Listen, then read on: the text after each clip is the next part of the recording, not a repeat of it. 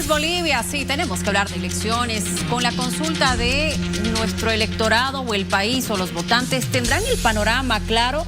No lo sé.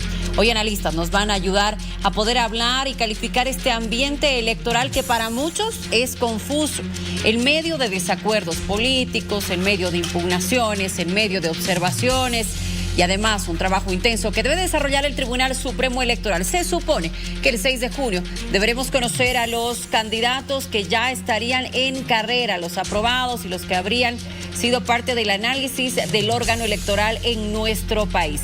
¿Qué pasará con los binomios y las candidaturas, las alianzas y los partidos? Aquí en vivo lo analizamos.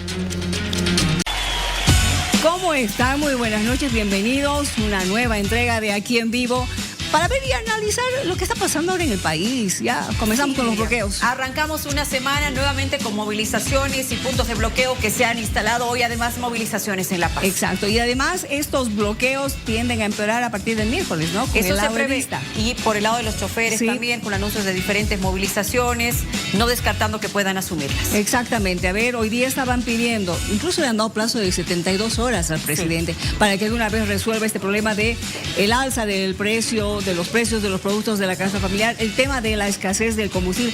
Qué tremendas filas. No se ha solucionado. Hoy sí que me espanté al verlas. Sí, una situación bastante compleja. Bueno, hablamos de estos y otros temas. Hoy Bolivia habla de...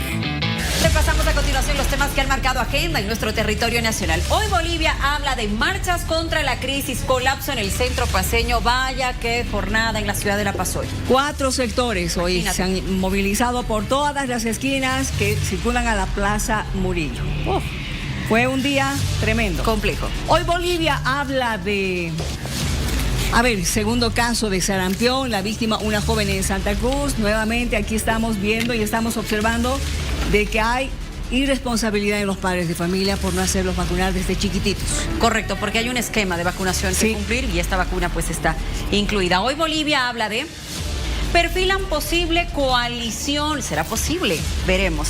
¿Habría unión en torno a Andrónico? ¿Será esa la ficha clave para poder hablar de unión? ¿Con quién de vicepresidente? A ver, recordemos que Eva Copa dijo desde un principio no. Que no estaba interesada en ser candidata presidencial. Definitivamente no, que no quería, que con Andrónico la dupla estaba descartada. Nos lo dijo aquí. Bolivia decide, ¿cierto? Patsy en algún momento, Miriam, dijo sí, yo podría ir como candidato a presidente. Después dijo también ser vicepresidenciable. Sí. Y Johnny Fernández siempre habló de la dupla ganadora. Y dijo algo más, que en torno a UCS y a la Fuerza del Pueblo se unan todas las otras fuerzas populares. Correcto. A ver, vamos a ver si lo logran. Veremos si es que esto se logra. Hoy Bolivia habla de... A ver, el TCP ratifica sentencias, nadie puede perpetuarse en el poder y este es un mensaje clarito que llega hasta el Chapare, porque lo ha dicho hoy el presidente del Tribunal Constitucional Plurinacional, ha vuelto a hablar de la resolución 1010 y su complemento, así es que creo que más palabras no se pueden decir. Así es, hoy Bolivia habla de... Ante amenazas de vista, sugieren al Tribunal Supremo Electoral trabajar en Santa Cruz. ¿Qué te parece esa idea lanzada por el comité? Esto ya lo había mencionado en algunas oportunidades, lo dijo el vocal Tawichi y otros vocales, justamente para exigir o para poder tener seguridad. No descartaban sesionar en otras ciudades, que está plenamente facultado el tribunal, siempre y cuando esté, en la sala plena, ¿cierto? Para poder trabajar. Ahora, el comité considera de que en Santa Cruz no va a haber el mismo lío que hay aquí en La Paz. O tal vez en alguna otra región. Lo van a analizar, de seguro. Hoy Bolivia habla de...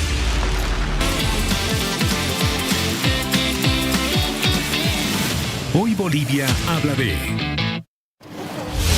Como todos los días, todas las noches le tenemos una consulta en nuestras redes sociales para que usted nos pueda apoyar con su opinión y con su votación. Pregunta de hoy, señores.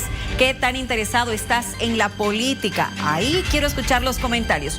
Mucho, algo, poco, nada. ¿Cómo está la votación hasta ahora? Con estas 4 opciones que le hemos presentado. Atención, veamos a continuación. Mucho 37%, algo un 12%, poco un 4% y nada 47%. ¿Irá avanzando esto? ¿Cómo va cambiando durante el programa? Póngase muy cómodo porque nuestros analistas nos van a ayudar a entender qué está pasando con la política y qué está pasando en el camino rumbo a las elecciones. defensa fundamentalmente de la economía. Está la situación económica muy destrozada. Defender la democracia, la verdadera democracia, hizo la justicia.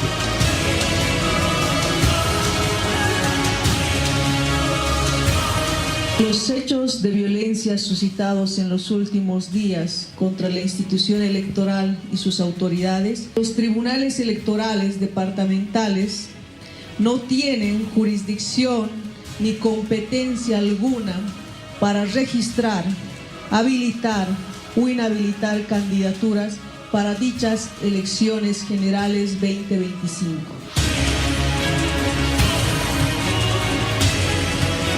Ellos quieren incendiar la democracia, ellos están buscando arder el país, y lo que nos llama la atención es la actitud complaciente por parte de las autoridades nacionales que no hacen absolutamente nada.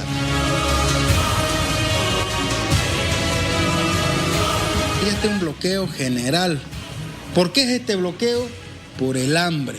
Los bloqueos van a ser bloqueos indefinidos hasta la renuncia de Luis Arce Catacora.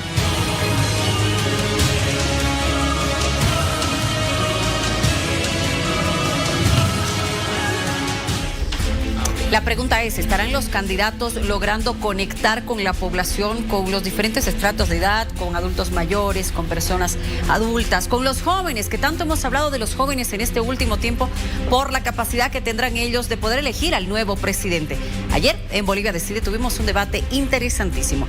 Le hago escuchar lo siguiente y en breve nuestros invitados nos ayudan.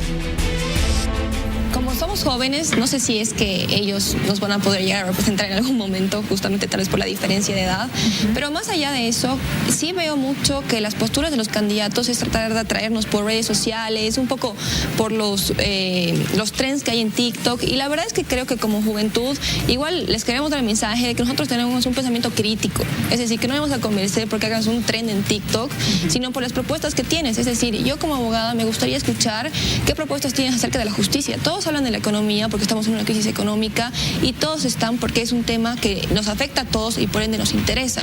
Pero el tema de la justicia, ejercer ahora como litigante es algo sumamente difícil si quieres hacerlo de manera limpia, ¿no? Entonces ver eso, la separación de poderes, el tema de los magistrados, el tema de Evo Morales con una orden de aprehensión, todas esas cosas nos interesan a los jóvenes también, no solo el desempleo, que evidentemente es algo que nos interesa porque estamos empezando nuestras carreras, pero todo eso también. Entonces sí me gustaría más que los candidatos nos vean a nosotros como personas críticas y no por personas que van a votar porque tengan un buen perfil de TikTok. Pero yo creo que es un poco utópico hablar un poco de los programas, tomando en cuenta de que si es que no existe la gobernabilidad necesaria, ninguno de los programas que nos están planteando, digamos, los candidatos se va a poder llevar a cabo. Entonces yo creo que lo que más me tendría que identificar en ese sentido sí es en parte los programas, pero ¿cómo lo vas a hacer, no? Es muy fácil poner todo en papel, puede ser préstamos, no sé, que la Asamblea lo va a hacer. En la realidad, la polarización política y la implosión de nuestro sistema de partidos nos está afectando muchísimo en la gobernabilidad, y eso lo estamos viendo en estos días, y es lo más, bueno, pues puede que sea lo más probable, porque en política nada es seguro, que el siguiente gobierno afronte las mismas complejidades. Entonces, yo me abocaría un poco más por los programas y cómo es que lo van a llevar o implementar. No me convence ningún candidato porque veo que hablan de boca para afuera. Estamos viendo a través de los años que van pasando, como bien decía, ya son 25 años que se van postulando y postulando diversos candidatos. No hemos visto un buen resultado. ¿Por qué no damos paso a los jóvenes? ¿Por qué no damos paso a nuevas caras? ¿Por qué no damos paso a nuevos representantes que tienen realmente esa capacidad y ese potencial para poder dirigir con liderazgo y poder hacer crecer una Bolivia? La verdad que las propuestas de todos los candidatos no me llaman la atención. Siento que simplemente son cosas para llamar a los jóvenes, llamar al voto juvenil, y no solo el voto juvenil. ¿No lo sientes sincero? No lo siento sincero, totalmente, no lo siento. ¿Qué le parece esa frase? Las propuestas de los candidatos, la verdad, no me llaman la atención. ¿Será realmente este el sentir de la mayoría de los jóvenes que están en este momento en la disyuntiva de por quién votar? Estamos a 76 días de las elecciones generales. Miriam, analicemos el tema. Analicemos el tema. Estamos con Mateo Velázquez, que es politólogo. Gracias por estar con nosotros nuevamente. Ayer tu estreno en Bolivia Decide, me alegra mucho. Está con nosotros también Álvaro Hurtado, especialista en marketing electoral. Alvarito, bienvenido. Antonio Vargas, especialista en opinión pública. Gracias por estar con nosotros, Antonio. Y por supuesto, para que podamos hablar un poco de esto. A ver, lanzaré la primera pregunta. Por favor. ¿Ya? ¿Qué nos están diciendo los políticos ahora? ¿Qué nos dicen con la forma en la que se están moviendo? Es decir, ¿a dónde están yendo? ¿Qué es lo que están buscando? ¿Atraer electores? Estás al aire. Álvaro. Álvaro, contigo. ¿Qué nos dicen los políticos? No sé, pues sus sueños, ¿no? Sus aspiraciones, sus ideas de lo que es el país, o de lo que ellos quisieran que sea el país, ¿no? Lo que ellos quisieran. El tema es, hay que hacer, o vamos a votar por lo que ellos quieren, ellos deciden, ellos plantean desde sus deseos. Es decir, parece que no están llegando. Entonces, parece que no, ¿no? Parece que, por lo tanto, no es cuestión de mi deseo, yo quiero hacer esto, sino, como bien lo ha dicho el Mateo ayer, es cómo se va a llegar aquí. Pero no solo el cómo, hasta el cómo ahora lo dicen. De un tiempo a esta parte, no, vamos a hacer 100 días, pero aún así siguen siendo deseos, ¿no? Hay cosas que no están diciendo. Entonces creo que más importante de qué están haciendo o diciendo es qué no están haciendo y por qué no están llegando. Mateo, aprovechando la consulta que realizaba Miriam, ¿qué piensas tú entonces? ¿Este deseo estaría pecando o cayendo en no decir la realidad de lo que estamos atravesando los bolivianos? Y hay mucha gente que se da cuenta que muchas de las promesas tal vez no sean reales a corto plazo. Sí, definitivamente. Bueno, primero que nada, gracias por el espacio y la invitación nuevamente. Y sí, definitivamente creo que los candidatos todavía no están pisando cable a tierra, por así decirlo, en el sentido de que si bien, como mencionaba nuestro compañero Álvaro, sí nos están planteando de alguna manera el cómo. Sí, compañero. Sí. Nos están planteando de alguna manera el cómo, pero realmente yo creo que en esta charla de Harvard, por ejemplo, estaba leyendo algunos análisis que hacía Sayuri Loza, por ejemplo, que hacían algunos de los invitados, y nos decían, la situación es más complicada de la que nos están pintando los candidatos. Entonces, yo escuchaba en algunos foros económicos, por ejemplo, para el 2026, si es que no resolvemos el tema de los hidrocarburos, podríamos tener una crisis energética, ya no podríamos tener gas en nuestras cocinas. No he escuchado a ningún candidato hablar de eso, ¿no? Entonces, la situación económica sí es lo más importante en la actualidad, evidentemente, pero creo que no se están abocando específicamente en las propuestas reales, concretas, y explicándolo de una manera un poco más didáctica tal vez para la población, tal vez ¿no? Porque son las más difíciles de resolver. Sí, en cierto punto. Porque no tienen ideas. Yo creo que es el tema de comunicación, ¿no? Porque cuando tú ves los debates, digamos, o las entrevistas de los candidatos, parecen discos rayados, ¿no? Te repiten lo mismo en cada medio. E incluso nosotros hemos tenido el espacio con algunos de los candidatos presidenciales y no ahondan, ¿no? Cuando tú le haces una pregunta incisiva, ¿qué pasa si es que no te aprueban este crédito de 12.000 millones? ¿O qué pasa si la Asamblea no te genera la gobernabilidad necesaria? No, nosotros vamos a tener la mayoría del Congreso, no, seguramente nosotros ya lo hemos hecho hace 20 años. Entonces seguimos cayendo en lo mismo, ¿no? En esos discursos medio banales. ¿Tú qué dices, Antonio? Yo creo que, buenas noches. Buenas noches a los que nos están viendo, Álvaro, Mateo, por favor. Yo creo que 3 cosas hay que colocarlas, primero, bastante claras para que todo el mundo las entienda. La juventud no es un requisito, es una condición. Al igual que la niñez es una condición, la adultez es una condición, la juventud es una condición. Por lo tanto, en el momento en el que los jóvenes o los candidatos o cualquiera ve la juventud como un prerequisito, un requisito se equivoca, porque no es meritocrática, es una condición. Usted, por ejemplo, Mateo, de aquí a unos años dejará de ser joven para ser adulto y vendrá un niño que ocupará su lugar. Por lo tanto, no puede ser un requisito. Ahí están equivocados. 2. Creo que el discurso de los candidatos comete un error pues bastante básico en comunicación política. Toma a la juventud como si fuera destinatario y no interlocutor.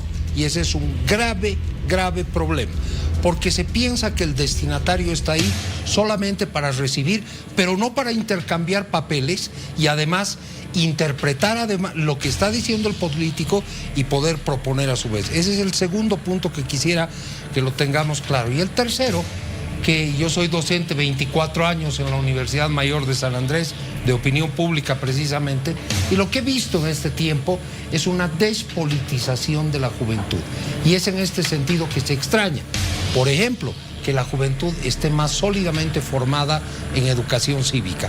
¿Qué es la educación cívica? No es solamente memorizarse los artículos de la Constitución, es saber de derechos, saber de obligaciones, saber de responsabilidad y de participación ciudadana. ¿Por qué crees que pasa eso?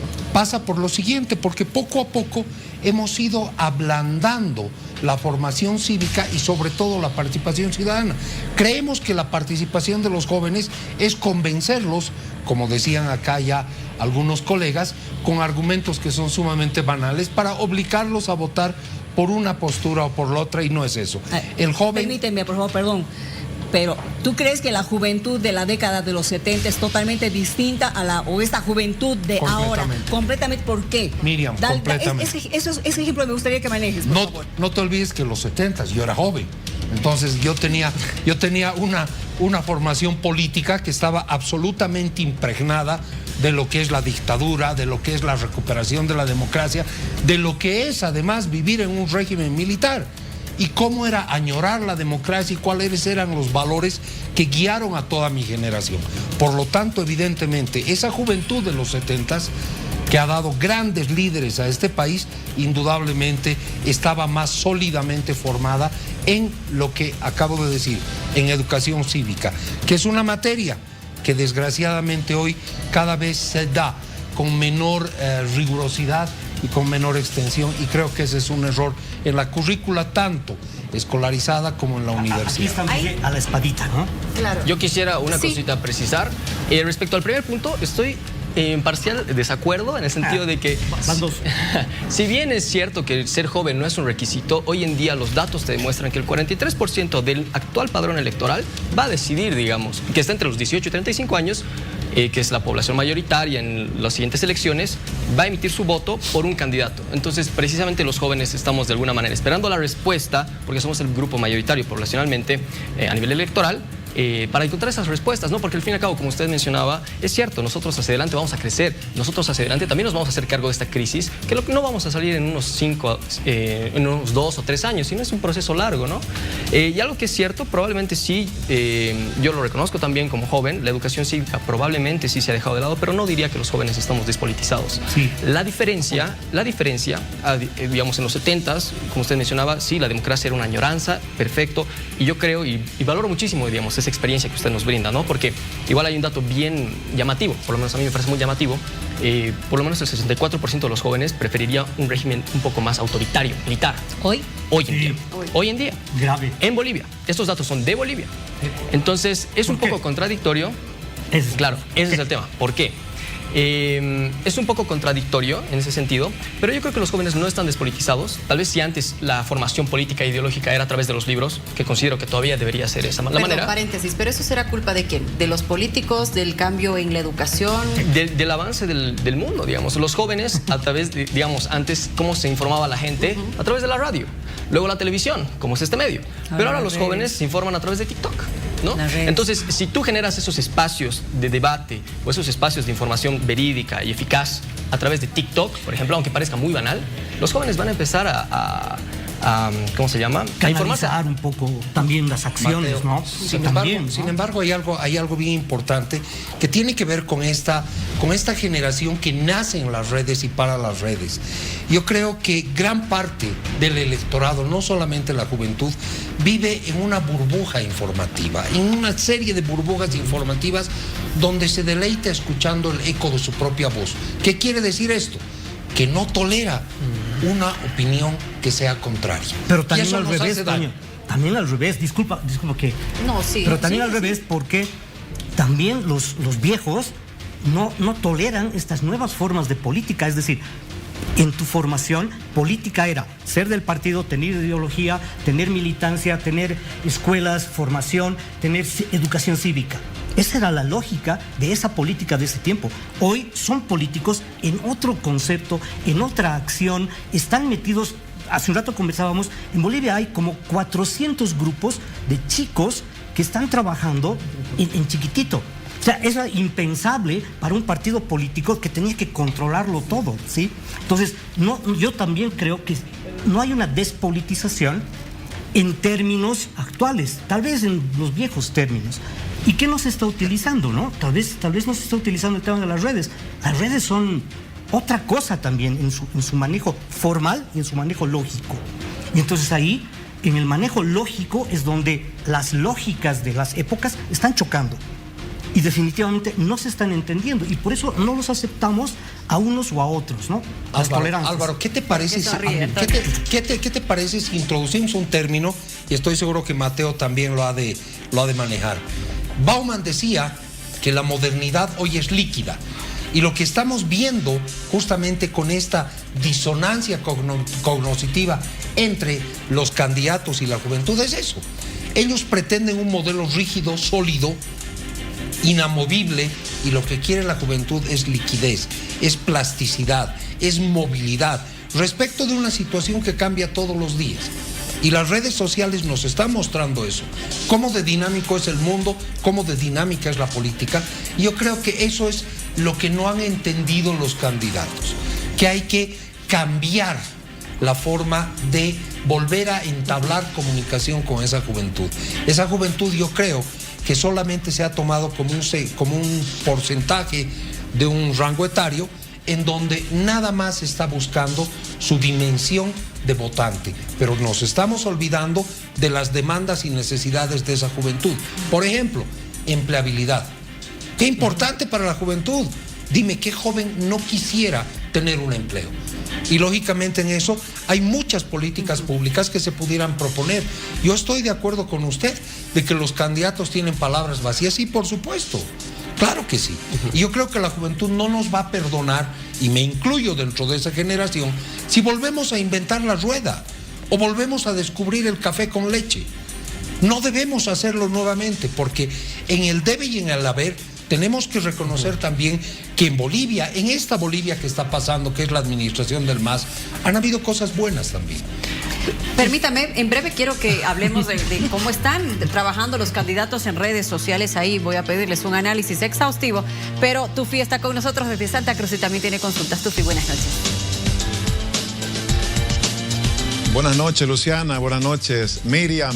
La verdad que está muy interesante el debate generacional de Toño, Mateo y también ahí Álvaro sobre lo que pasa, pero mencionaban la despolitización de la juventud como un elemento de debate. Yo quiero incorporar el tema que ha sonado en los últimos 5 días, la frivolización de la política, que parece no ser solamente un fenómeno boliviano. Con esto del predominio del paradigma de las emociones en la política, se vota por una emoción y no por la razón. Por cierto, hace una semana se han conocido los programas de gobierno y casi nadie los ha comentado, no sé si lo habrán leído. Nosotros, yo mismo confieso que no los he leído. ¿Cómo hacemos que lo importante sea interesante en una campaña electoral? Me refiero, por ejemplo, las ofertas programáticas y no otras cosas como quién baila mejor o quién es el rockstar, quién sale a boxear a un ring para llamar la atención, que ha pasado este fin de semana y ha sido más noticia el candidato que sale a un ring con pinta de boxeador. ¿Cómo hacemos que lo importante se convierta en interesante? Lo planteo a los tres. Tiene que ser sexy primero. Muy importante. ¿Seguro? Sí, tiene que ser sexy. Pero hay que entender que es sexy, ¿no ve? Exacto. Sexy no es esa forma de ver. Segundo, no hay que pensar, ahí a Toño lo actualizo un poquito, Wittgenstein es este nuevo paradigma. El paradigma de creer que tenemos que hacer cosas para los jóvenes ya tampoco existe. Es decir, la antigua política decía, debo trabajar sobre lo que los jóvenes quieren, ¿no? Por ejemplo, empleabilidad. A ellos no les importa solo la empleabilidad, ayer nos los han dicho. Les importa ser parte de este país, les importa... O sea, ¿por qué me tienen que hacer algo exclusivo mi política de jóvenes? Yo soy joven, pero voy a ser viejo, entonces quiero todas las cosas, no quiero solo empleabilidad. Y lo último, el político debe jugar el juego digital, sí, pero debe usar la ironía, debe usar el meme. debe ser capaz de recibir la autocrítica, y ahí también está fallando, ¿no? En esa narrativa tufí, ¿qué se debe hacer? Aceptar la crítica, ¿no? Por ejemplo, voy a decir una cosa medio feíta, ¿puedo, no? No, dale. ¿Sí? Por ejemplo, viejo meado. Mira, fíjate la reacción. Pero está bien, fíjate la reacción. Allá, no, ¿qué le pasa al Álvaro? Y aquí, él me la agarró. Acaba de decir viejo yo no he dicho meado. nada. ¿Ves? Ya, pero esa es una forma de decirle a alguien cuando es una persona intolerante, no acepta tus ideas, que es una persona muy Pero esas cuadrada. cosas en el debate, ¿no? Son como lo que queremos hacer aquí. El Toño contesta, yo pregunto, el otro contesta. O sea, súper formales. El TikTok no es ya así, ¿no es cierto? Claro. Daba un ejemplo. Por ejemplo, ¿se han dado cuenta que no ve en el TikTok o en las redes, los chicos no miran a la cámara? Están mirando a otro lado, están jugando, están charlando. Porque esa es la vida, ¿no es cierto? No es mirar a la cámara. La lógica de la televisión masiva es mirar a la cámara y ahí están las formalidades. En lo formal, pero en lo lógico también. O sea, este Wittgenstein justamente lo que te dice, y con eso voy a acabar, este Wittgenstein lo que te dice es, hay que seguir la lógica narrativa. Y la lógica narrativa es decirle, pues señor, usted está pues yendo mal. No. Yo no voy a permitir, y estoy diciendo de un candidato real, yo no voy a permitir que salga ese spot. ¿Cómo van a decir eso? Entonces, bueno, ahí los tienes, ¿no? Mateo, te escuchamos. ¿Qué pasa con entonces esta conexión que tiene que existir entre el candidato a través de las redes sociales? Yo lo reviso constantemente. Veo a un Doria Medina con más de 500,000 seguidores, TikTok simplemente. Veo a un Rodrigo Paz que sí le va muy bien, una Eva Copa que tiene 160,000 aproximadamente, un Andrónico que tiene más de 300,000 seguidores, que ha subido muchísimo en estas últimas semanas. Pero la cosa, como decía Álvaro, el contenido será el correcto y el adecuado para poder llegar a la juventud. El like no te asegura el voto. No, para nada. Definitivamente el like no te asegura el voto. Yo quiero tocar 3 puntos que sí me parece muy importante: el tema de aceptar la crítica. Por ejemplo, recientemente hubo, ¿no? un candidato a vicepresidente habló del tema sexy, etcétera, y salieron a defenderlo los voceros a capa y espada. Aceptar la crítica, nos equivocamos, no está mal. Me parece a mí muchísimo más honesto y muchísimo mejor este tipo de cosas que defender, defender lo indefendible, por así decirlo. ¿Tú crees que ha sido indefendible? ¿O habrá sido a propósito? ¿Cómo? Una estrategia política. No, bueno, si fue una estrategia política totalmente errada, ¿no?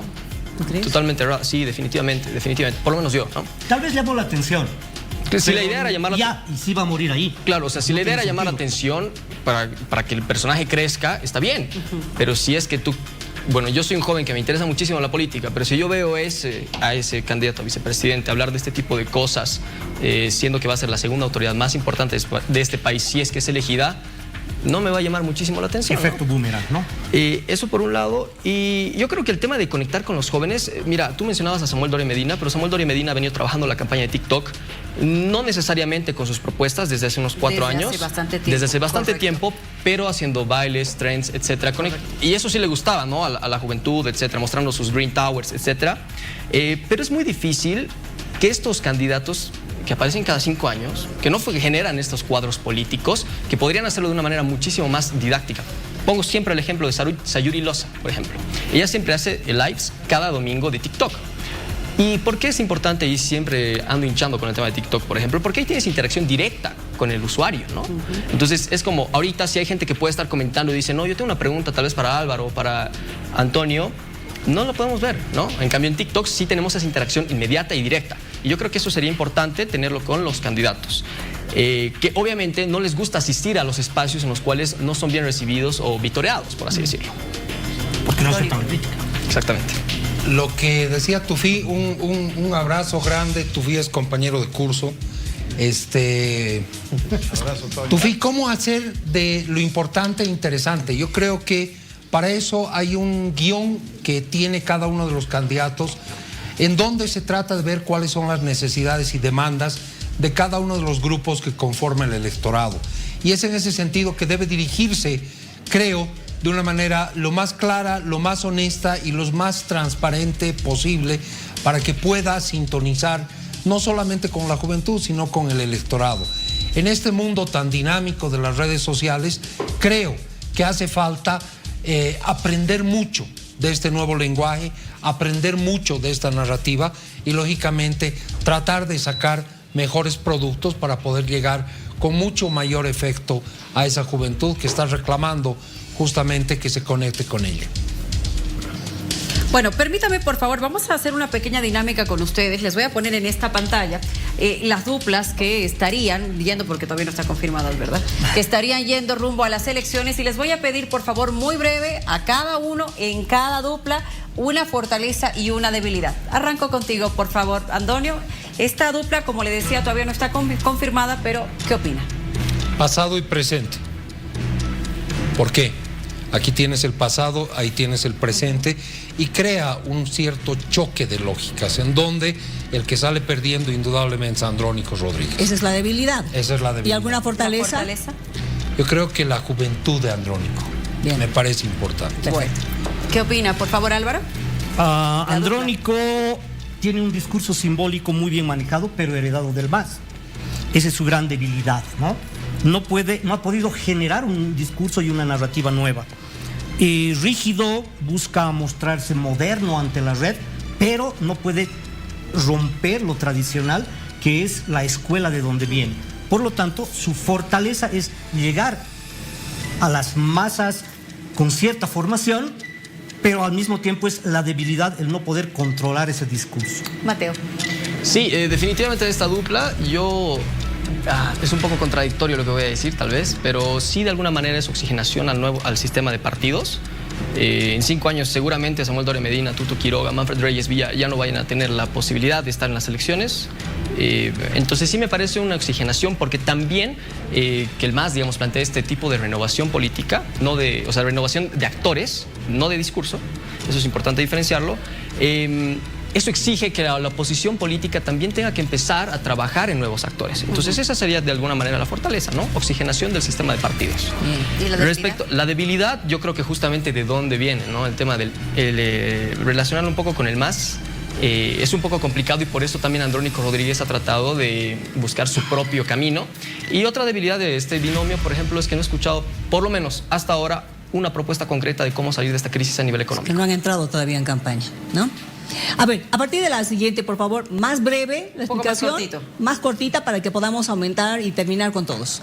A ver, Antonio, súmate, por favor. Fortaleza, emprendedurismo. Está pensando mucho. Emprendedurismo, fortaleza. Debilidad, también pasado. Bien, pasado. Por favor, Antonio. Álvaro. Álvaro, perdón. Antonio, de nuevo, Álvaro. Manfred es...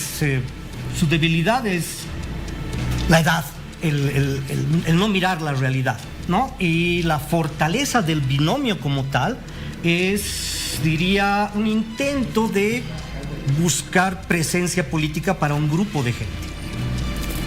Desconexión total con la actualidad, su debilidad, y tal vez una fortaleza por Juan Carlos Medrano, que tiene muy buena llegada a las redes sociales. ¿Por qué desconexión? Perdón que te haga la pregunta. Porque ya lleva más o menos 30 años, si no me equivoco, candidateando a la presidencia, más de 35 haciendo política, y creo que todavía hay algo que me comentaba una amiga que me parece impresionante, así muy certero, no sabe al país que le habla.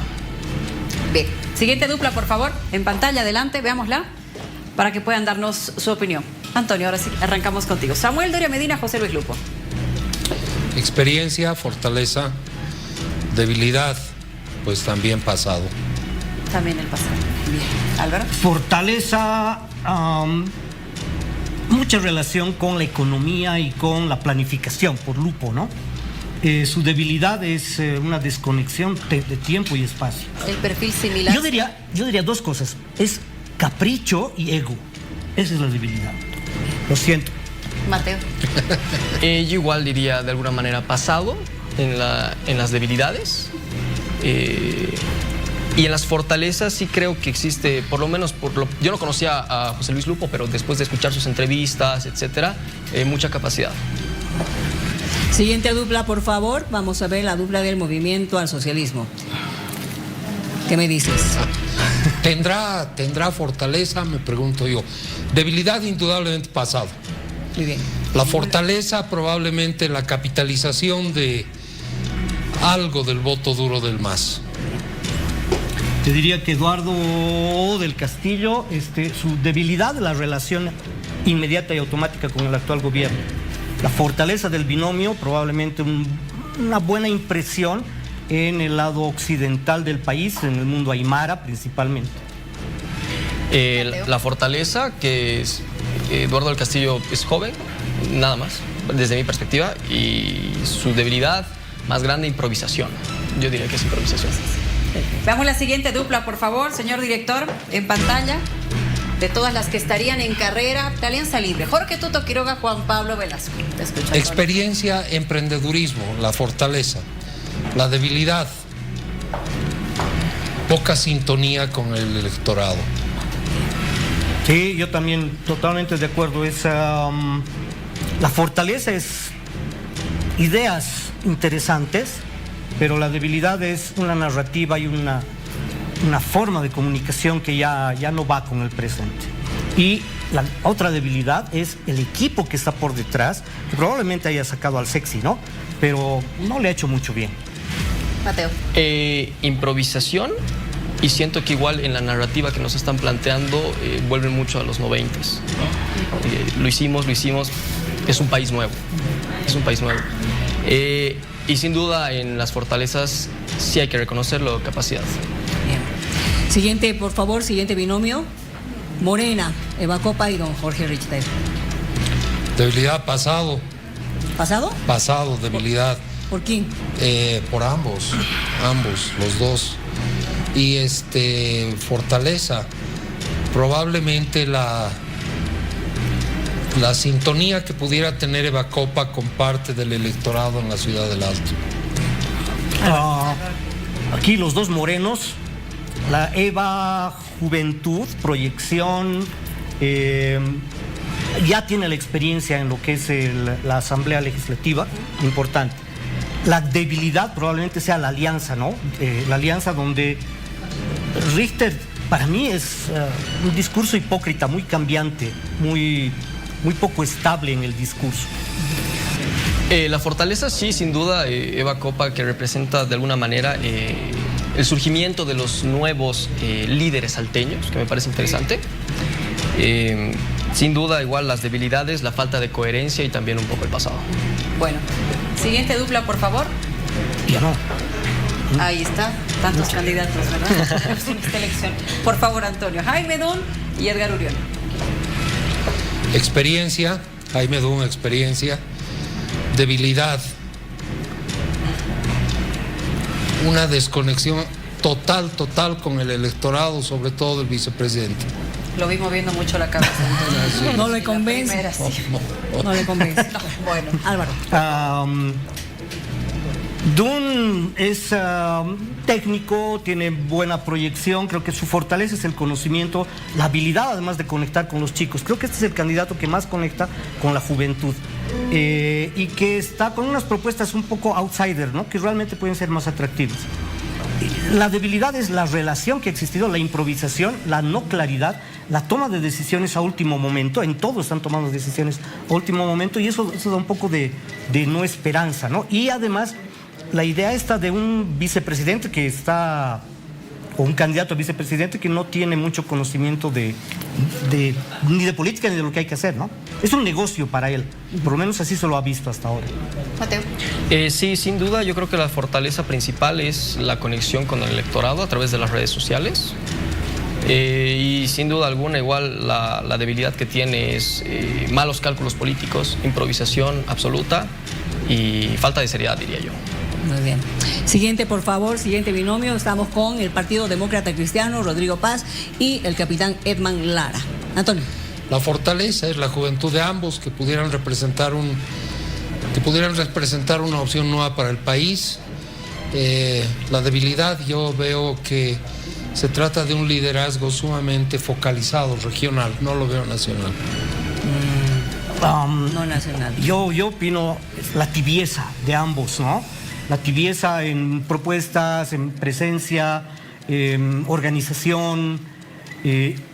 La fortaleza probablemente el presentar algún rostro atractivo. Hay cosas de Lara que sí valdrían la pena, poco operativas, idealistas, pero podrían ser probablemente parte de una campaña más de mayor presencia. Bien. Mateo. Sí, tal vez la fortaleza es que sí, yo creo que el capitán Lara, por lo menos yo no lo sigo mucho, pero sí veo mucho en redes sociales que comentan sobre él. Y sí diría que la fortaleza es que él sí ha sido, digamos, no sé si líder podría decirlo, pero sí es alguien que ha trabajado muy bien su electorado en redes sociales, por lo menos. Y la debilidad yo creo que igual es... No están dando respuestas a la crisis, tampoco han puesto un plan como tal, diría que improvisación también. Siguiente, por favor. ¿Sí? Exacto. Sería el último, ¿no? ¿Verdad? Acción Democrática Nacionalista con Paulo Forster y Antonio Saravia. Antonio. Su fortaleza, probablemente la experiencia aquí de Antonio Saravia, y su debilidad es que juegan a un caudal electoral sumamente disminuido. Álvaro, por favor. Hay pues una larga historia de estos señores, ¿no? Por detrás, antes de llegar desde el búnker aquí. Entonces creo que esa es su fortaleza, ¿no? El haber conseguido traer el búnker a la política grande. Su debilidad, lastimosamente, su falta de claridad en lo que tienen que decir y el ser outsider a ningún lado, el disparar a donde venga, no es oportuno políticamente. La debilidad, sin duda alguna, una desconexión total con la realidad. Y la fortaleza, tal vez la convicción que tienen de hacer política, ¿no? Realmente, como mencionaba hace un momento Antonio, saben que el electorado es muy pequeño en Bolivia, tal vez radical, por así decirlo, y aún así apuestan por esa vía. Son libertarios, ¿no? No, ellos son más bien radicales, conservadores. ¿Sí? Sí, pero libertarios. Él se ha definido como libertario, ¿no? Conservador. Bueno, seguramente hay un abanico de ismos por el medio, ¿no? Bueno, a ver, los siguientes, si bien no están habilitados, pero nos gustaría conocer igual sus criterios, por favor. Evo Pueblo. Antonio, te escuchamos. Con Evo Morales y Vilma Arano. Una risa de por medio, Antonio. No, con toda seriedad. Creo que la mayor debilidad que tienen es la desastrosa gestión gubernamental que tenemos, de la que tenemos recuerdo. Y fortaleza, probablemente el rescate de algún sentimiento telúrico, es todo lo que podría decir. A mí me parece importante el reconocer que en la historia ha pasado por buenas y malas cosas, ambos, y que es tiempo de retirarse. Su fortaleza tendría que ser el silencio. Y su debilidad es querer seguir hablando. Mateo. La debilidad yo creo que lo podemos ver en las calles, ¿no? La actualidad yo creo que es el principal enemigo de los dos personajes que estamos viendo. Y la fortaleza tal vez ha sido que han trabajado durante mucho tiempo un voto étnico bastante duro. Tufi, por favor, te escuchamos. Bueno, casi sin comentario después de escuchar el perfil de cada binomio. No sé, ¿cómo creen que pueden todos estos binomios realmente superar la barrera del 20% que parece ser el techo por ahora que están enfrentando? ¿Qué deben hacer en los próximos 2 meses? Algo que sea disruptivo, ¿qué plantearle al país? Se lo pregunto a Álvaro, luego a Mateo y se alcanza a Toño, por supuesto. Primero la honestidad, el ser autocríticos, el ser claros, el tener una propuesta honesta, ¿no? Una propuesta que diga las cosas con claridad. No se trata de mostrar a los jóvenes sobre los que voy a actuar, sino de ser joven. O sea, puedes tener mucha edad, pero ser joven en estas nuevas ideas. ¿Cómo convencer? Utilizando en la forma los lives, pero también en la propuesta más real, más contundente, más prudente, menos soñadora, menos del deseo, más operativa. La propaganda tradicional, los empresarios en Bolivia no se animan a hacer una publicidad normalmente fuera de ciertos cánones. Lo mismo pasa en la propaganda. No se animan a hacer una propuesta al país disruptiva como tal. Creo que si solo fueran más claros y más directos y aceptaran las cosas, muy probablemente podrían ir por mejor camino en su relación con el electorado, querido Tufí. Un saludo además a todos los amigos y amigas que están allá en la tierra caliente, por ahora todavía fría, pero siempre caliente para el corazón. Tu comentario, Mateo, por favor. Primero que nada, igual un fuerte saludo a Tufí. Te sigo muchísimo, hace muchísimo tiempo. Y sí, creo que sin duda, para no repetir lo que había comentado ahora Álvaro, que se animen a debatir con los jóvenes. Nosotros estamos buscando ese espacio de interacción directa con ustedes, tener espacio no solo con un candidato, sino tener a dos y escuchar que se hagan preguntas. A mí me parecería bárbaro. No solo eso, sino también háblennos del país que, más allá, digamos, de la crisis económica, ¿qué país va a venir luego de eso, ¿no? Son 5 años, son 1825 días y bueno, nosotros esperamos respuestas para todos esos 1825 días. Así que los invito, por favor, a los candidatos a que se animen a ir a esos espacios que ya se los he invitado. Antonio. Tufí, yo creo que para superar la barrera del 20%, 2 variables han de jugar un papel muy importante: el desconsuelo y la necesidad, que se han de ver reflejadas en la oferta y la demanda cada vez con mayor fuerza, y que indudablemente van a obligar a una recomposición de los sectores electorales que ahora estamos analizando. Por lo tanto, habría que esperar, Tufí. Yo creo que todavía es muy pronto. Con el pasar de los días, ya las cosas van a estar más claras y vamos a poder ver mejor de qué manera se puede superar ese 20%. Antonio, muchas gracias por habernos acompañado esta noche aquí en Vivo. De igual manera, Álvaro, siempre bienvenido, y Mateo, pues un gusto, que sea la primera de muchas. Muchísimas gracias, un gusto. Analizando parte de lo que sucede, Miriam, rumbo a las elecciones generales 2025. No se preocupe que aquí en vivo y durante todas las transmisiones de la Red Bolivisión estaremos intentando ayudarle a usted como ciudadano para que llegue a las urnas con un voto responsable, con un voto informado. ¿Cuál es la situación en las calles de la ciudad de La Paz? Le hablo específicamente de las estaciones de servicio. Las colas siguen, persisten. Durante el fin de semana el panorama ha sido prácticamente igual. Estaciones de servicio que estaban con filas largas, otras que estaban cerradas. Donato Hanover con nosotros para actualizar la información. Adelante. Luciana, buenas noches. No ha cambiado el panorama del mismo modo. A mi derecha, a la parte de atrás, la fila del surtidor que va justamente para abastecerse de combustible en el surtidor Uruguay. Esta fila termina en lo que sería el comienzo de la avenida Montes, llegando casi a la Pérez. Es lo típico, sube toda la Montes, final Montes, da la vuelta la unidad educativa de la Naval, la terminal, baja la avenida Uruguay y recién entra el surtidor. Se está vendiendo combustible, Acá a nuestra izquierda ahora es el surtidor del carril de bajada sobre la avenida Montes, donde se ha tendido una doble fila de vehículos. A un costado, al lado de la acera, los vehículos livianos que están esperando para abastecerse de gasolina, y a la derecha o más hacia la calzada, los vehículos de alto tonelaje para el diésel. Este surtidor se encuentra cerrado, no están vendiendo combustible, según se nos ha informado. En horas de la madrugada, aproximadamente entre las 4 o 5 de la madrugada, esperan arribe el cisterna, inicialmente de diésel. Nos dice que podría ser el primero que llegue y posteriormente ya el cisterna de gasolina, y de ese modo poder abastecer el combustible en ambas bandejas, porque en ambas bandejas de este surtidor no se está vendiendo el combustible a esta hora de la noche, Luciana. Bueno, Donato, muchas gracias. Ahí estamos viendo la situación, filas y algunas estaciones de servicio que están cerradas porque no existe el combustible, no ha llegado y lograron cargar todo lo que tenían en sus almacenes. Muchas gracias, Donato. Esa es la situación. Hace algunos días el Fondo Monetario Internacional ha presentado un informe evaluando la situación económica de nuestro país. Las autoridades gubernamentales no han estado del todo de acuerdo respecto a lo mencionado, pero vamos a ver la siguiente información y enseguida le damos la bienvenida a nuestros invitados.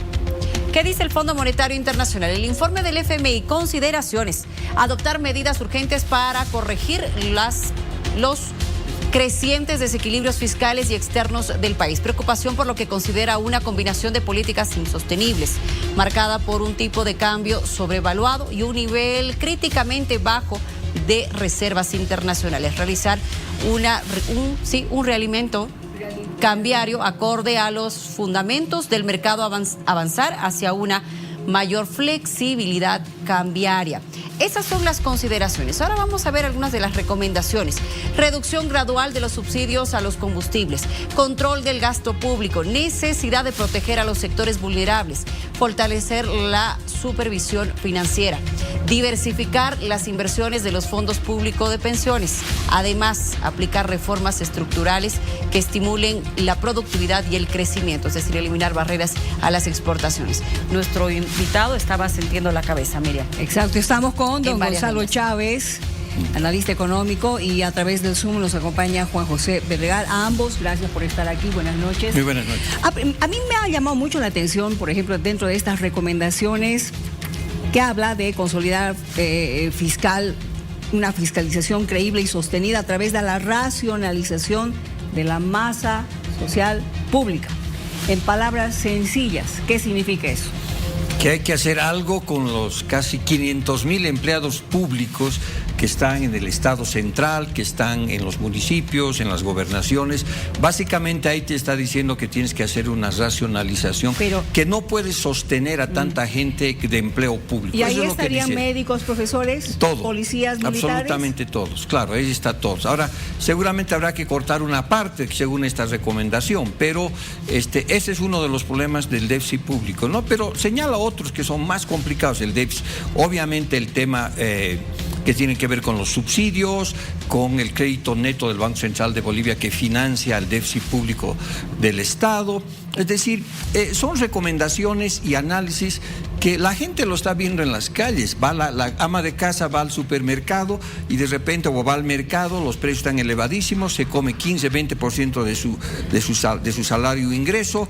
Ahorita ustedes han reportado, las calles están repletas de gente durmiendo para conseguir gasolina, los productores no tienen insumos, los comerciantes no pueden vender, los agricultores no pueden sacar sus productos de la tierra. Es un caos total, es un desastre económico que ahora está reflejado en algunos indicadores macroeconómicos. Ahora, estos indicadores macroeconómicos tampoco son tan nuevos. Esto lo venimos diciendo hace muchos años varios economistas, porque son pues evidentes. Un déficit público hace 12 años tiene un déficit público de 12-10% del Producto Interno Bruto.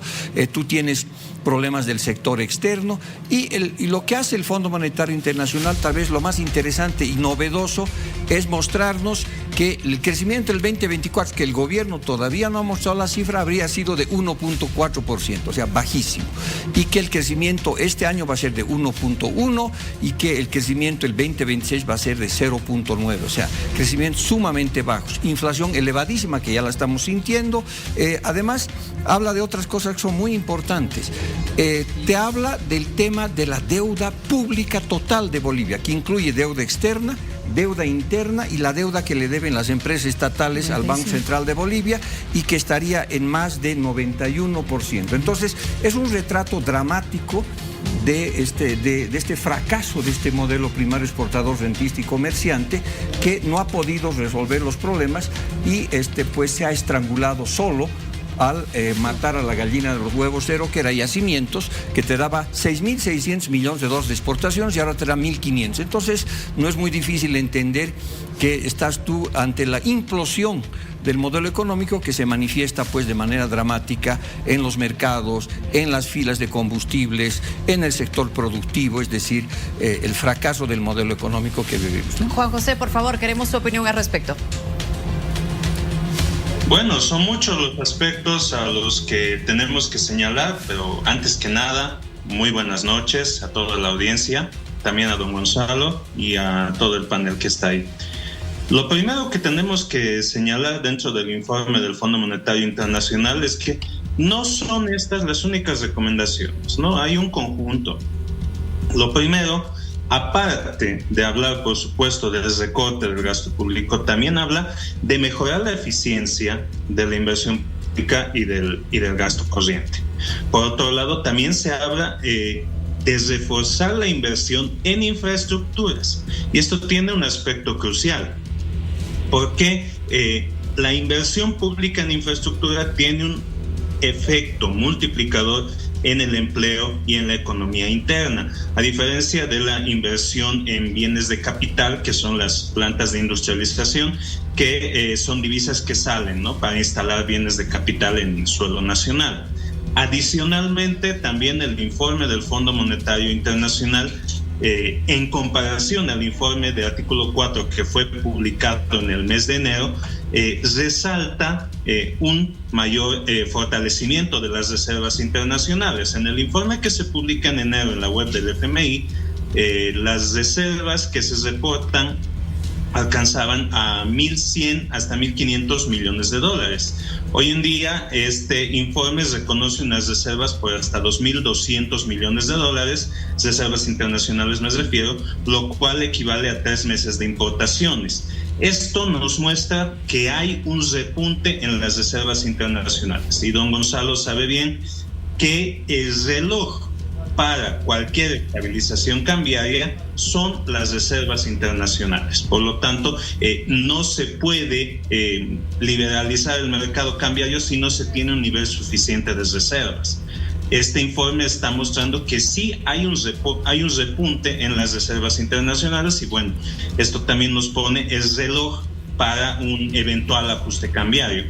En lo que respecta al recorte del gasto corriente, creo que hay que ser mucho más cuidadosos al evaluar esta política de reducción del sector público. Hay que decirle a la gente que cerca de 2/3 de la planilla del sector público son maestros, son salubristas, son policías, son militares. ¿Y esto qué implica? Salir a la calle con todos los problemas que hay, por supuesto, en la calle, no los vamos a negar, y decirle a 2/3 de la población que puede ser usted la causa del problema y que con un recorte del gasto público, a usted que tiene un maestro, que su papá es maestro, que a usted que es médico, a usted que es enfermera, señor policía, señor militar, ¿sabe qué? Según el FMI, a usted lo tenemos que dejar sin empleo. Creo que es algo mucho más complicado porque no solo atrae un problema social, sino también que bajo el discurso clásico de los políticos de reducir el sueldo a los asambleístas, a los viceministros y a los ministros, no se ahorraría lo suficiente, lo que necesita ahorrar el Estado para una consolidación fiscal efectiva. Entonces, por un lado, esta política más realizada, mal aplicada, puede generar problemas sociales en la calle y no generar el ahorro suficiente para el Estado.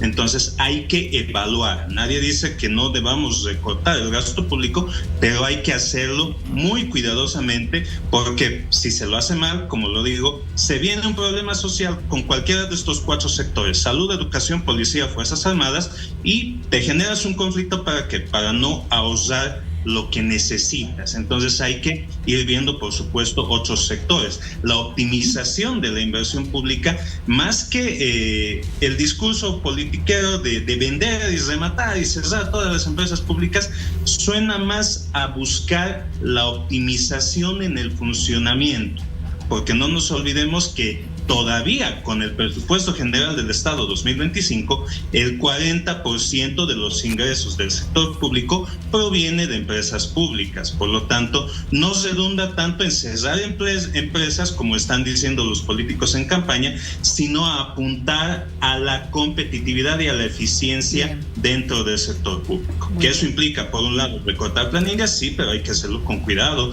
Que eso implica cerrar empresas, yo diría que no, más bien apuntar a la eficiencia. Y un tercer aspecto, por supuesto, que cualquier política de ajuste tiene que ser prevista en un entorno político. Hemos conocido el día de ayer las encuestas de los candidatos presidenciales y se proyecta, lo podemos decir con números, una asamblea legislativa totalmente dividida. ¿Qué implica esto? Que el próximo gobierno aplique el modelo que aplique, no va a tener gobernabilidad. Pueden liberalizar exportaciones, liberar el tipo de cambio, reducir el gasto público a cero si quieren, pueden cambiar todo el modelo. No van a lograr demasiado con una asamblea legislativa paralizada, porque no se puede aprobar leyes, no van a poder aprobar un crédito, ya sea del FMI o de cualquier organismo internacional, no van a poder cambiar regulación de empresas, ni petroleras, ni mineras, etcétera. Entonces es un escenario bastante restrictivo y donde el próximo gobierno, sea quien sea, tiene que medir quirúrgicamente las medidas en qué se le hace caso al FMI y en qué no se le hace caso y en qué se le hace caso parcialmente. Muy bien. Permíteme, por favor, porque tú sí también quieres preguntar. Sí. Hola Gonzalo, buenas noches. Le quedan 5 meses al gobierno actual y hace un par de noches hablábamos con otros economistas que nos decían le va a alcanzar el tiempo solamente para administrar la inflación y garantizar los combustibles. ¿Será así? Porque estas recomendaciones que plantea el FMI son de ajuste realmente fuerte. ¿O hay todavía alguna urgencia que pueda considerar el presidente Arce para los próximos 5 meses? Mira, lo que ha ocurrido, digamos, la buena noticia es que el gobierno se ha enterado de que hay una crisis y está dispuesto a escuchar algunas de las sugerencias de la suegra del FMI que antes era botada a la calle si es que abría la boca. Ahora es bueno, ¿no es cierto?, que digan, ok, sí, hay problemas y habrá que ver qué es lo que se hace, ¿no? Ahora, la economía boliviana está en la sala de emergencia del hospital con un problema serísimo que no se lo habla con claridad. Entonces, yo te digo, ¿por dónde comenzar? Por el boquete fiscal que tienes. El cuerpo está en la camilla con un hueco que tiene 10 o 12% del Producto Interno Bruto y que se basa sobre todo en un déficit donde sí hay un exceso de empleados públicos. Es decir, refugiarse y decir, cuidado que quieran sacar a los maestros. No, yo creo que nadie quiere sacar a los maestros. Lo que hay que sacar es al montón de políticos que están dentro de las empresas estatales, que están en el gobierno central, que están en otras reparticiones públicas, que son 1/3 y 1/3 es muchísima gente. Entonces hay que disminuir y cortar esa grasa significativamente. Por otra parte, es urgente. No hay mucho tiempo para estar viendo. ¿Tú crees que una empresa como Quipus va a seguir funcionando? ¿Vas a hacerle una evaluación de productividad o competitividad a alguna empresa absolutamente inútil? ¿O la empresa de papas fritas que hay? Hay muchísimas empresas que ya se conoce que no tienen ninguna viabilidad económica y que han sido agencias de empleo del masismo. Entonces eso tienes que cerrar inmediatamente. Tienes que hacer algo también con el tema de lo que es el gasto corriente. El gobierno sigue gastando como loco en propaganda, ¿no es cierto?, que para decir que estamos en una crisis y que no pueden hacer mucho, entonces hay que cortar. Es decir, tienes todavía tiempo para hacer un corte cirujano en muchas de las cosas que están por ahí.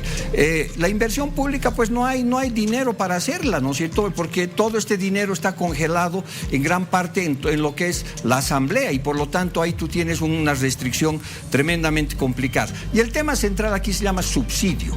El gobierno ha creado nuevos ricos en estos 20 años. Y esos nuevos ricos tienen subsidio. El subsidio no es para los más pobres. El subsidio es para los cooperativistas mineros del oro que exportan $3,000 millones, pagan 2% de impuestos y todavía contaminan el medio ambiente y encima reciben un subsidio de 300 o 400 millones de dólares de diésel.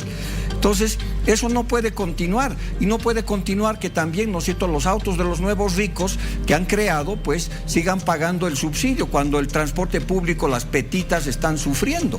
Entonces tienes que hacer una diferenciación y bajar subsidios para la gente que puede pagar y mantenerla para la gente que no puede pagar. Un pequeño apunte también, una vez que has hecho todo eso, son medidas de cortísimo plazo que ojalá lo pudiera hacer si tiene un ataque de sensatez y patriotismo este gobierno en estos 5 meses, porque el cuerpo no resiste.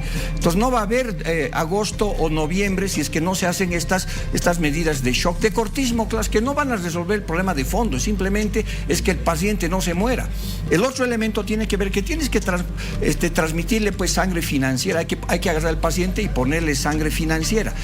Las reservas internacionales están en el suelo porque no han bajado no han subido de 1.600 a 2.000, por Dios, han bajado de 15.000 millones de dólares, ¿no es cierto?, a menos de 2.000 millones de dólares. Y de eso es oro, no lo puedes vender, lo están empeñando, creo, pero no lo pueden vender.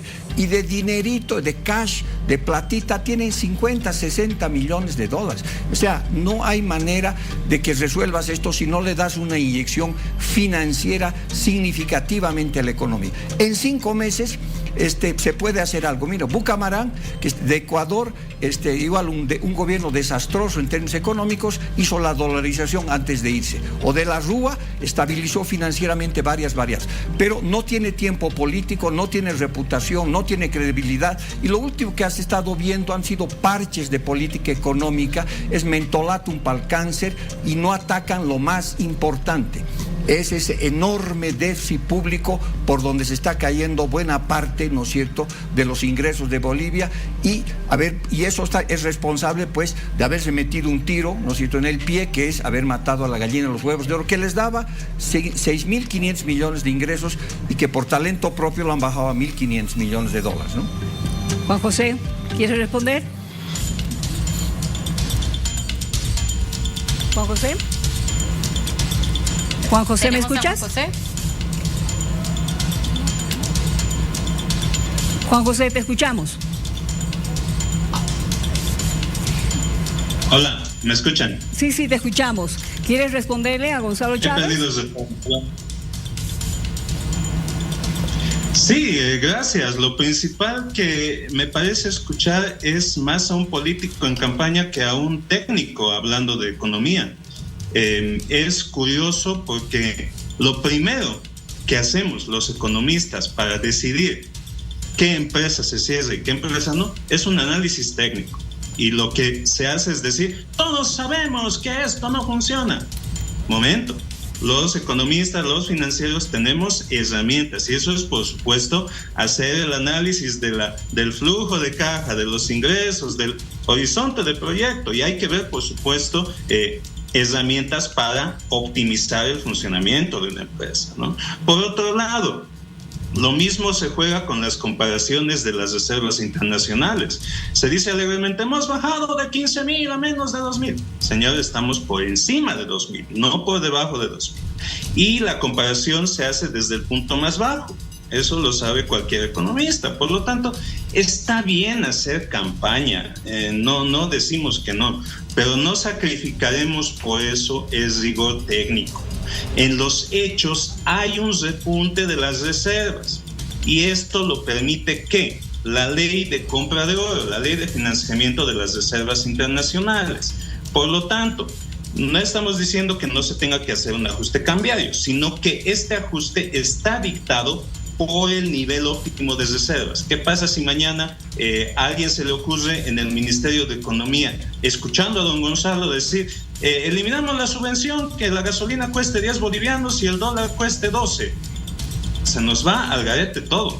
Se va la espiral inflacionaria, el mercado paralelo del dólar trepa al doble o al triple de lo que está ahorita. Eso es un caos económico. Por lo tanto, para ejecutar cada medida se tiene que hacer un análisis técnico. Hay un timing técnico para ello. En lo de recorte de funcionarios públicos, lo que acabo de decir, creo que tampoco se ha escuchado lo que dije en la primera intervención.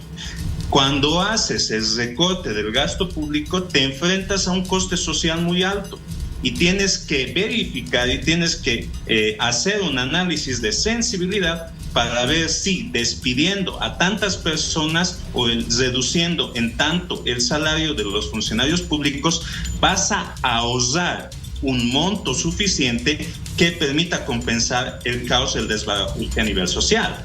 Porque claro, no es solo hablar del órgano ejecutivo o legislativo, esos son apenas el 3% de la planilla del sector público.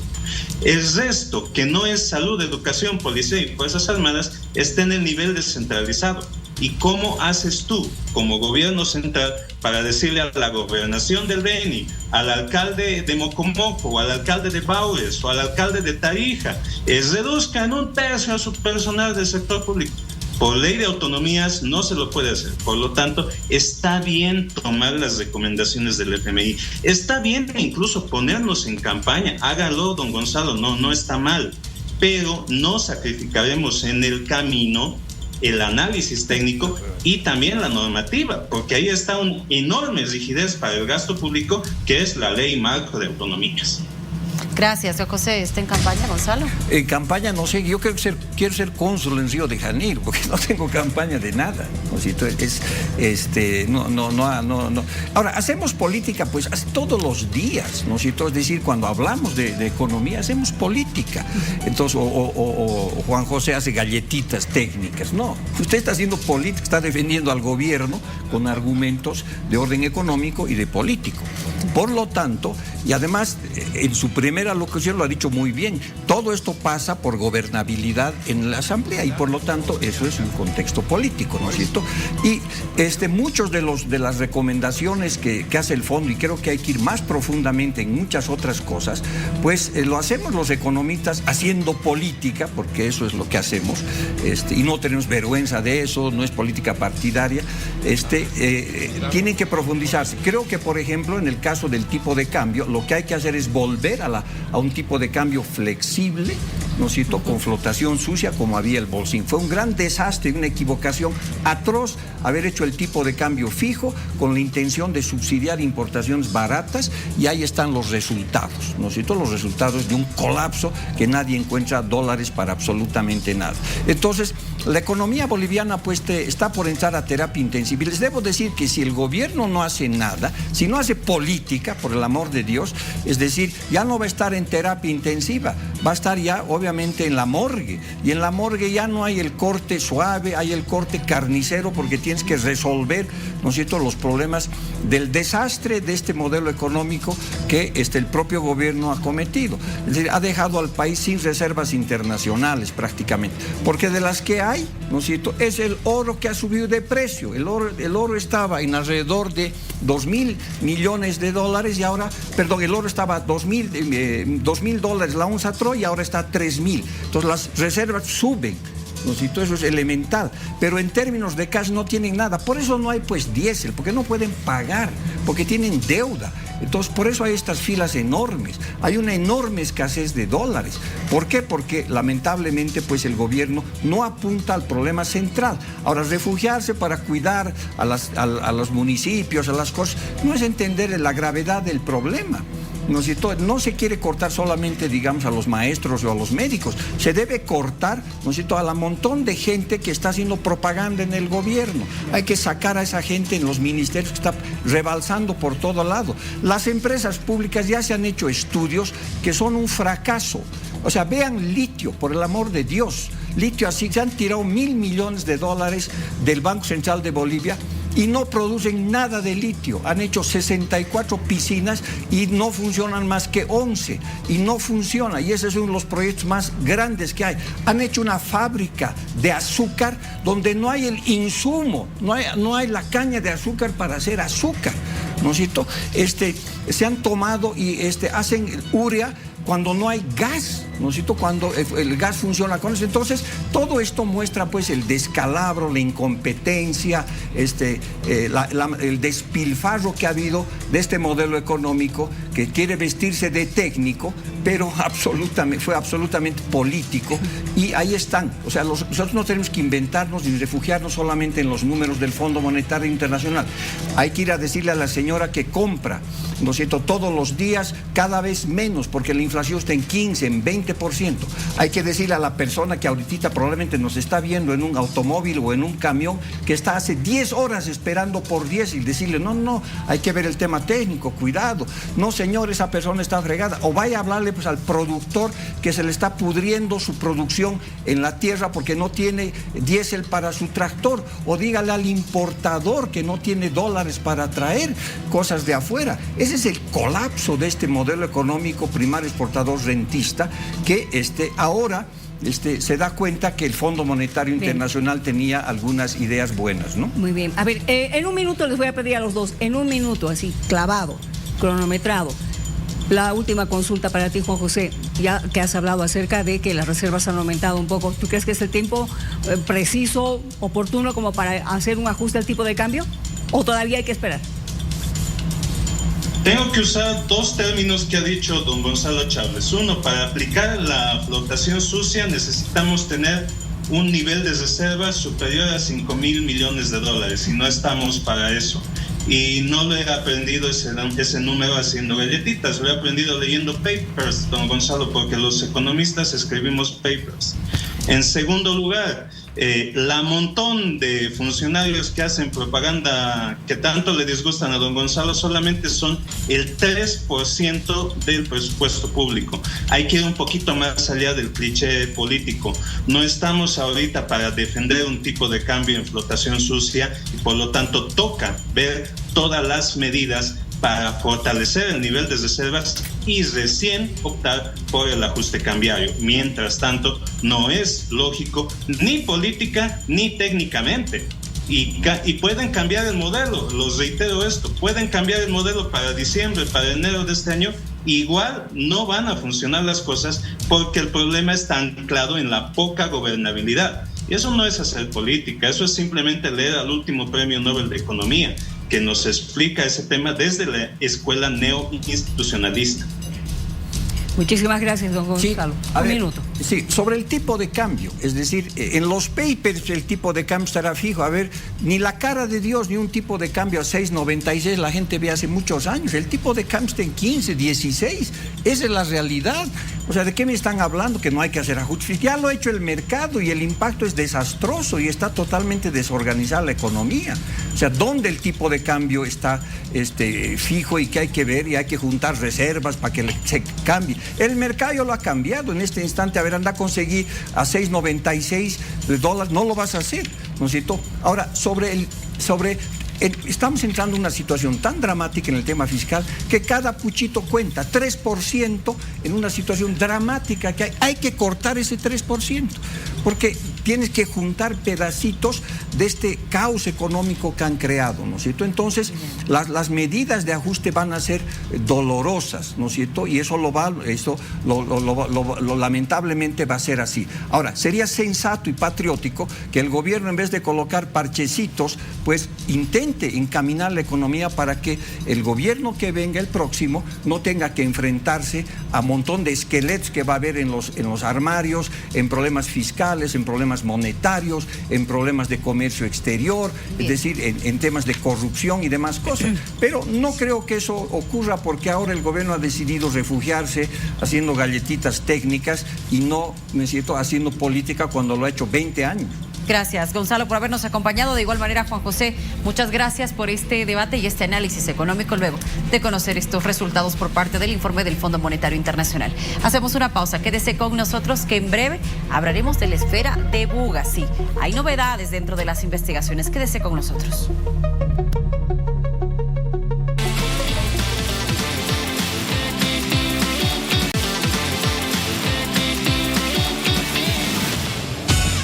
Nos vamos, querido Tupi. Vámonos, Tupi. Hasta mañana, Miriam, Luciana, por supuesto. Nos vamos, que tengan buen descanso. Igualmente. Igualmente, chao, chao. buenas noches. Hasta mañana.